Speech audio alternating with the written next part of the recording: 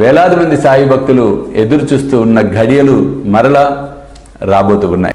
స్వామీజీతో షిరిడి యాత్ర సెప్టెంబర్ 5 గురువారం నాడు బయలుదేరతాం. సెప్టెంబర్ 6, 7, 8 షిరిడిలో వేలాది మంది సాయి భక్తులతో ఈసారి ప్రపంచవ్యాప్తంగా ఉన్న సాయి భక్తులందరినీ కూడా మేము ఇన్వైట్ చేస్తున్నాం ఈ గొప్ప కార్యక్రమానికి.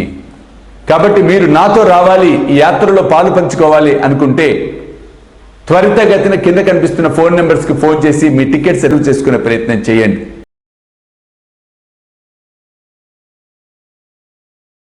కాబట్టి ఆ విధంగా రెండవ భూపాలి మనం ఇక్కడ చూడటం అనేది జరిగింది. మూడవ చూసినట్లయితే, ఓ సాయినాథ మహారాజా భవతిమిర నాశక రవి అజ్ఞాని అహ్మీకితి తవ వర్ణవీదో రవి టీ వర్ణితా భాగలే బాహువదని శేష విధి కవి సత్కృపయో గులి మహిమా తుమచ తుమీచు వదవావా ఆది వ్యాధి భవ తాపవారుని తారా జడ జీవ అని చెప్పి ఇక్కడ పాడుతున్నాం.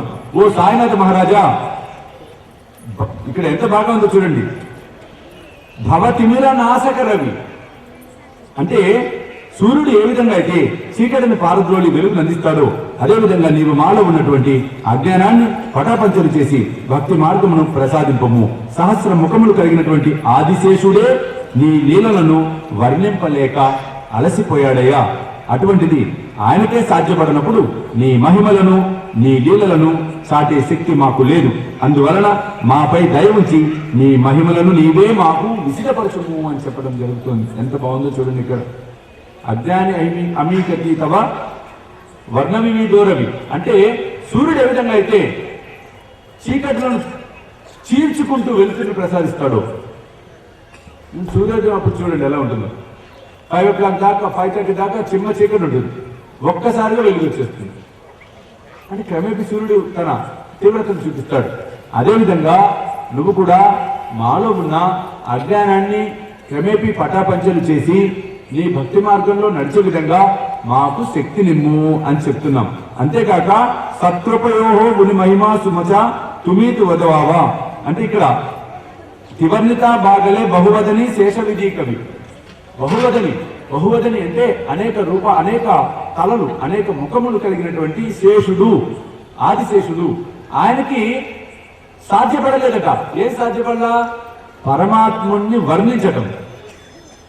1000 పడగలు కలిగినటువంటి ఆదిశేషుడు అంటే ఆయన వల్ల కాలేదే. నాకు ఒకే తల ఉంది బాబా, ఒకే నాలుక ఉంది బాబా, 1000 నాలుకలు కలిగిన ఆయన వల్లే కానప్పుడు నా వల్ల ఏమవుతుందయ్యా? కాబట్టి మా యందు దయ ఉంచి నీ మహిమలను నీ లీలలను నీవే మాకు తెలియచెప్పవయ్యా అని చెప్పడం అనేది జరిగింది. చూడండి ఎంత అహంకార రహితంగా ఉంటుందో చూడండి. ఇక్కడ ఇది తెలుసుకొని పాడితే తత్వాన్ని మనం తెలుసుకోగలుగుతాం, ఇక్కడ సత్యాన్ని గ్రహించగలుగుతాం మనం. లేకపోతే నేను గొప్పవాడన్న భావన కలుగుతూ ఉంటుంది. ఏముందండి టపా చెప్పేస్తానండి. నేను సాయి సచ్చరిత్ర నేను మొదలు పెట్టానంటే నాలంటి వాడు ఎవరు లేడండి. నేను హారతులు పాడినట్టు ఎవడూ పాడలేడండి ప్రపంచంలో. అది తప్పు, కష్టం. అది ఆయనకే సాధ్యం. ఆయన మనకు ఆ ప్రేరణ ఇచ్చి మనలో జ్వరబెడితే కానీ అది సాధ్యపడదు.